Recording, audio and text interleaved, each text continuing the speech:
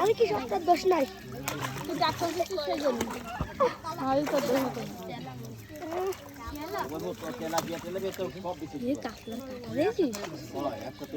এখন কাটা খাই আগে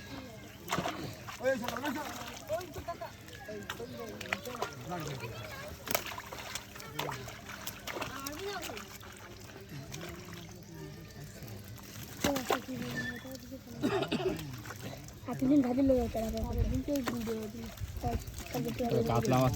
নতুন বলটি আছে না দুই ভাই একসাথে ওটা ভাই ওরে ওরা তো জি আচ্ছা